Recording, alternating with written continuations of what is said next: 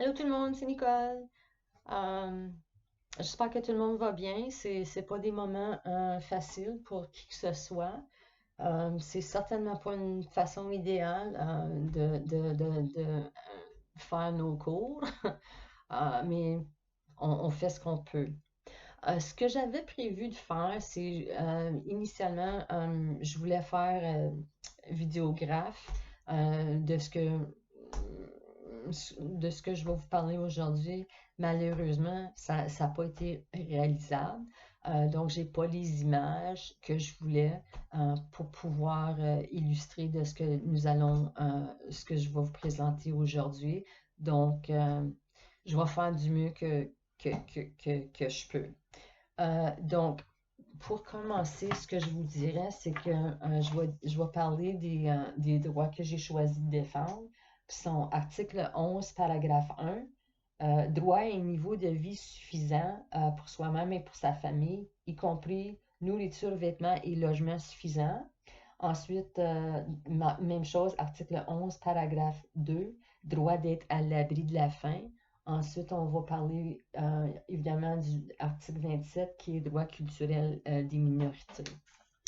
Donc, la raison que j'ai choisi ces droits-là en particulier, c'est que je suis bénévole auprès de l'organisme euh, Berger de l'Espoir. Pour ceux qui ne le connaissent pas, ici à Ottawa, au centre-ville, on a ce qu'on appelle Berger de l'Espoir, qui est un organisme qui desservit les besoins de la communauté de sans-abri ici au centre-ville. On a autres, mais moi, je vais être plutôt axée sur Berger de l'Espoir parce que c'est avec eux que j'ai de l'expérience, si vous voulez, en ce moment. Donc, Berger de l'Espoir, comme je vous dis, ils desservent les sans-abri ici en offrant des programmes. Ça peut être de toxicomanie, ça peut être de dépendance, ça peut être de logement transitoire. Et ensuite, ça peut être aussi au niveau de l'alimentation. Mes expériences en ce moment sont dans la salle à dîner. Et puis, dans la, c'est vraiment pas évident avec la pandémie qu'on ne veut pas propager parmi la communauté. Donc, nos ressources en ce moment sont extrêmement limitées, qui veut dire que c'est très difficile à répondre aux besoins opérationnels de la communauté auxquels on sert. Okay? So, on fait ce qu'on peut avec les ressources qu'on a, mais évidemment, c'est pas une situation idéale. En temps normal, en tant que bénévole, quand tu te présentes à la salle à manger, tu as des gens qui sont là pour faire, par exemple, la cuisson, la préparation, servir les repas, euh, aussi faire le nettoyage avant, durant et après chaque repas. En temps normal, ça prend énormément de bénévoles pour accomplir ces tâches-là parce que c'est pas fait simplement une fois par journée, c'est fait 3 fois par journée, plus les collations. Mais avec ce qu'on vit en ce moment, on a été obligé de suspendre certaines opérations. Par exemple, les sans-abri ne peuvent plus venir maintenant au centre entre 5h et 9h le soir. Okay? Ça, c'est éliminé. On a aussi, à cause des circonstances actuelles, on a diminué les services. On a aussi simplifié les repas. On a été de mettre en mesure des pratiques sécuritaires pour protéger contre le virus, pour les bénévolats et puis pour les employés. Donc, c'est ça qu'on fait. En temps normal, je vous dirais que quand je me présente à la salle à manger, j'arrive là à 8h30 le matin et puis je suis là jusqu'à 1h de l'après-midi. En temps normal, il y aurait au-dessus de 30 bénévoles plus des employés euh, pour, euh, pour faire toutes ces tâches-là. En ce moment, on est rendu moins, je dirais moins de 10 personnes. Donc, c'est pas évident de desservir ces gens-là. Parce qu'en plus de ça, il y a certaines salles à manger, telles que l'Armée du Salut et puis la Mission, qui ont suspendu leur repas. Qui veut dire que maintenant, on reçoit non seulement nos clients habituels, mais on reçoit d'autres gens. Je dois vous dire que j'ai tout le temps été au courant qu'on avait ces organismes-là dans notre communauté. J'ai tout le temps vécu à Ottawa. J'ai tout le temps, je pensais que je faisais ma part. Mais quand je m'ai présentée comme bénévole, puis quand j'ai fait les semaines que j'ai faites là, c'est pas du tout. euh, c'est bouleversant quand tu es impliqué, quand tu es là sur les lieux. Si j'avais les images pour vous fournir, vous seriez, j'imagine, aussi bouleversé et étonné que moi qu'il y a des gens parmi nous, dans notre propre ville, qui vivent dans des conditions telles que j'ai vues en ce moment. Leurs droits au logement, à la nourriture, aux vêtements, et ainsi de suite, sont certainement pas rencontrés, je peux vous l'assurer.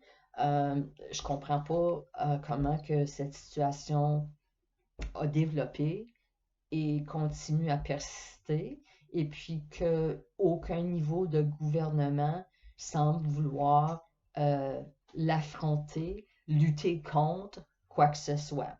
Je ne comprends pas du tout. Ce sont des êtres humains, ce sont des citoyens canadiens qu'on dit selon article 11, ont droit à ces choses-là que certains d'entre nous ont, puis qu'on n'y pense pas deux fois. Mais pour ces gens-là, ils sont tellement marginalisés, ils sont tellement préjugés, ils sont tellement déshumanisés, ils ont c'est inconcevable, puis selon moi, c'est inacceptable. Ces gens-là, on les fait attendre dehors pour au-dessus de 1 heure. Ils vont commencer par eux-mêmes, ce que je vois, à se rassembler dans notre stationnement peut-être 1 heure avant qu'on commence à ouvrir les portes à 11 heures le matin. Juste pour vous laisser savoir, on fait rentrer les madames en premier, ensuite pour des raisons, euh, pour plusieurs raisons. Les femmes vont dîner tout seules, entre eux-mêmes. Ensuite, on permet aux hommes de rentrer. Mais c'est vraiment pas une façon digne de traiter des gens de cette façon. Ils sont en ligne, ils attendent, ils rentrent, puis ces gens-là ont peu de contrôle sur quoi que ce soit. On leur dit qu'est-ce qu'ils vont manger, combien qu'ils vont manger, combien de temps que ça va prendre pour manger, puis on leur dit, ensuite, on les bouscule pour sortir de là aussi rapidement que possible. Pouvez-vous imaginer vous présenter en quelque part, vous êtes en file, puis vous faire dire non, monsieur, non, madame, vous ne pouvez pas certainement avoir un deuxième morceau de ce qu'on me dit était du poulet, parce qu'on est en ration. Non, monsieur, non, madame, vous ne pouvez pas avoir un autre petit plat de cocombe.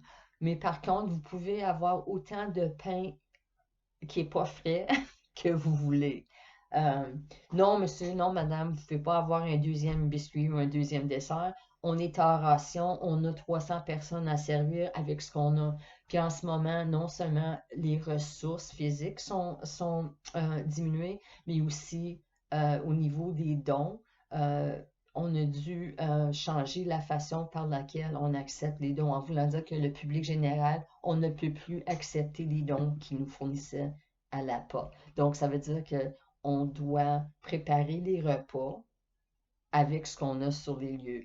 Sauf si on n'a pas assez de... Par exemple, je vais vous donner un exemple. On n'avait pas assez de bouillon pour faire une soupe. Il n'y a pas de soupe qui est faite, ça finit là. Si on n'a pas assez de laitue pour faire la salade, on n'en fait pas parce que euh, on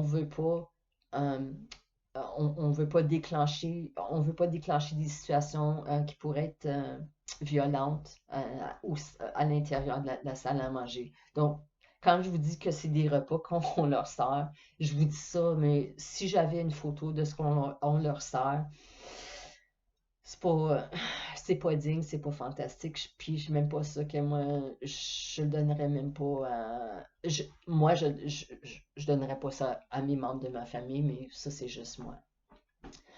Euh, Là, ce que j'aime, avant, j'aimerais maintenant procéder à l'aspect culturel, droit minoritaire. Euh, Berger de l'Espoir, comme je vous dis, en temps normal, ont des ressources très, très, très, très limitées. Au niveau de la dotation, ils ont beaucoup, beaucoup de difficultés avec recrutement et rétention. Donc, je vous dirais que le bilinguisme sur leur critère, c'est c'est pas au début de la liste, comprenez-vous? Si vous êtes bilingue, tant mieux, mais à ce que j'ai vu, c'est aucunement une exigence. Donc, si vous n'avez pas des ressources euh, bilingues, francophones ou autres, euh, je- les services, évidemment, les programmes, évidemment, seront pas administrés dans une langue maternelle autre que l'anglais. Puis, juste pour vous donner un petit exemple, moi, quand je m'ai présentée comme bénévole, tous les contacts que j'ai eus avec les bergers se sont faits en anglais, compris mon entrevue par téléphone, mon entrevue sur les lieux physiques, orientation, sensibilisation, signature de documentation, questionnaire en ligne et tous les courriels que je reçois par rapport au virus, que ce soit est-ce que vous êtes en mesure de venir ici demain, tenant compte de du virus, c'est tout rédigé en anglais, ok?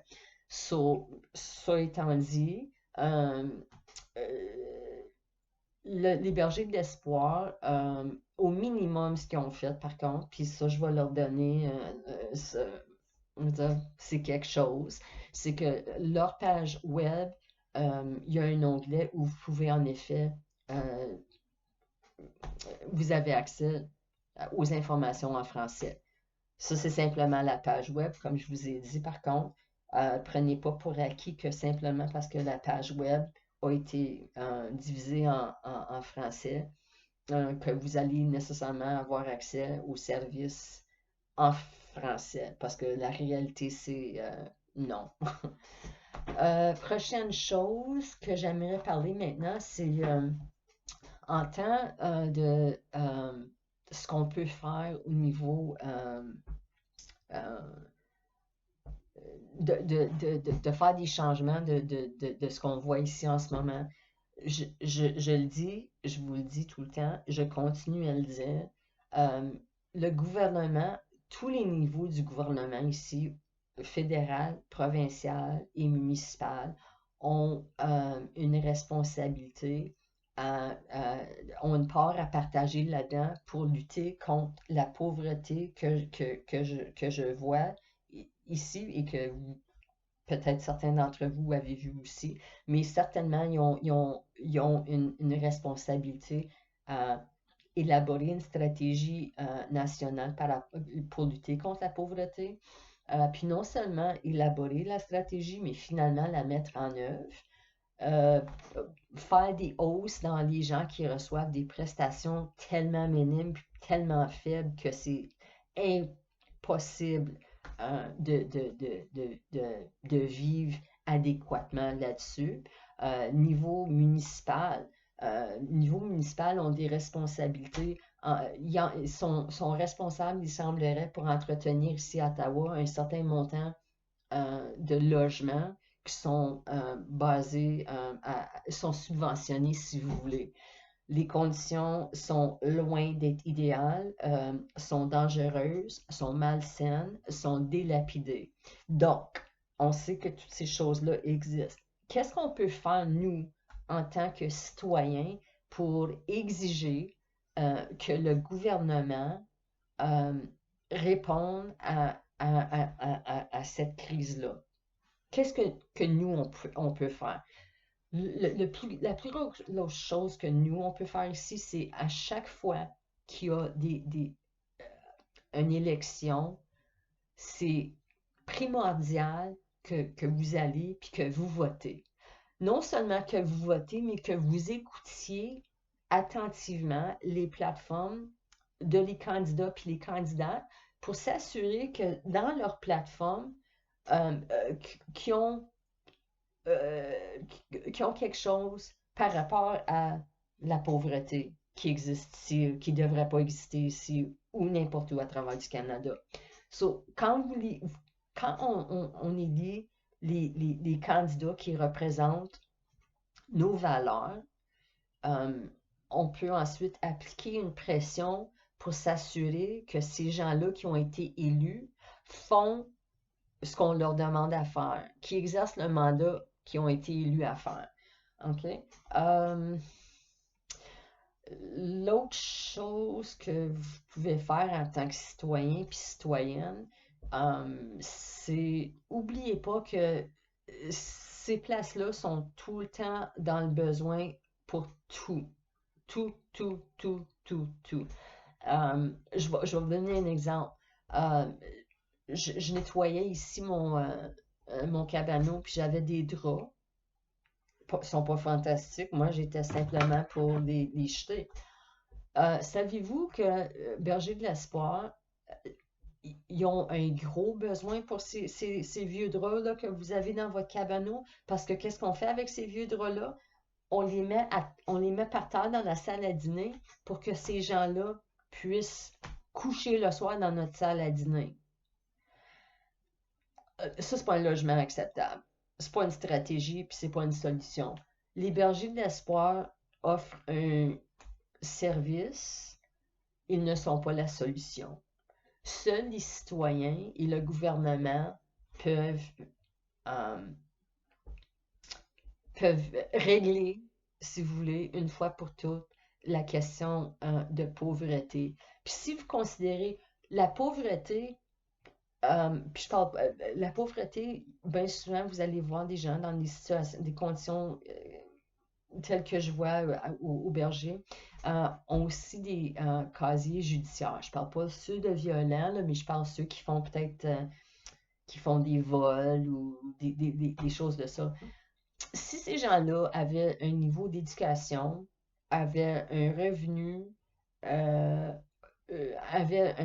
une situation adéquate pour vivre, mon, moi, ma pensée, ça serait bien, tu sais quoi, on diminuerait possiblement certains taux de criminalité autochtone. C'est un autre qui me vient en tête. Le gouvernement fédéral sont tout le temps en train de parler de la réconciliation puis qu'on va régler les choses parce que eux sont surreprésentés que n'importe qui. Donc, ce que je vous dis, c'est le pouvoir que vous avez dans votre vote, euh, c'est la plus grosse façon que vous avez à exercer. Puis c'est vraiment la voie qui va amener à régler les choses. Puis j'aimerais voir le même niveau d'effort que les trois gouvernements font en ce moment envers la pandémie collectivement. S'ils pouvaient appliquer cette même genre d'effort-là envers la pauvreté, mon Dieu, on réglerait ça peut-être beaucoup plus rapidement parce qu'en ce moment, puis pas juste en ce moment, mais ça fait longtemps que il n'y a personne qui veut prendre charge de le dossier de la pauvreté, si vous voulez. So, exercez votre droit de vote, votez en conséquence. Puis, j'aimerais aussi adresser au niveau civique, on va continuer dans le civique, les cueillettes. Faites vos cueillettes. Faites vos cueillettes. les bergers vont accepter vos cueillettes, puis ils vont, je vous le dis, ils vont étirer ce que vous donnez. C'est impossible ce que j'ai vu cette semaine. C'est comme Jésus avec le pain là, qui nourrit la foule. C'est vraiment ce que les bergers de l'espoir et autres font avec ça. L'autre chose, c'est que, évidemment, chaque dollar que vous déposez, le berger et les autres organismes vont changer ça pour 5 dollars à cause qu'ils font des achats en gros lot. Finalement, ce que je voudrais dire spécifiquement pour la communauté TAJP, vous allez devenir la prochaine génération à un moment donné au long de votre carrière. Puis pour avoir le plus d'impact, j'espère que vous allez à un moment donné vous diriger dans des fonctions où vous allez élaborer des programmes de prévention, développer des directives, tu sais, gérer à ce niveau-là. Euh, vous allez devenir les innovateurs. Ma génération, puis les générations antérieures, on a fait ce qu'on a pu avec ce qu'on a, mais je dois dire que c'est pas du tout suffisant. Donc, j'espère avec l'éducation euh, que vous allez recevoir pour ceux et celles qui vont travailler spécifiquement avec la communauté sans-abri, que vous allez avoir le plus d'impact à un moment donné dans votre carrière avec, comme je vous dis, prévention, prévention, prévention. Parce que quand ils viennent au berger de l'espoir, c'est parce qu'ils n'ont plus d'espoir. Ces gens-là sont vraiment rendus au bout là, de la corde. Si on pouvait, tantôt euh, euh, quand je parlais de vote, quand vous votez même dans les élections municipales, ça a des impacts là aussi au niveau scolarité. S'assurer que les gens qu'on met dans ces postes-là, qu'au niveau du curriculum puis de l'éducation, que ça s'enligne pour que ces gens, cette génération ait un niveau de succès, puis évite le décrochage, évite la criminalité, puis évite l'itinérance. OK? So, juste pour vous mettre en contexte. Euh, ouais, c'est ça. So, ce que je vous dis, c'est que c'est, encore une fois, c'est inacceptable qu'au Canada, qu'il y a de la population qui sont dévalorisé tel que j'ai vu dans les dernières semaines. Puis c'est juste en appliquant de la pression avec notre voix collective que nous allons être capables de finalement mettre fin à quelque chose qui n'aurait jamais dû exister pour aussi longtemps que nous voyons en ce moment. Merci beaucoup. Bonne journée.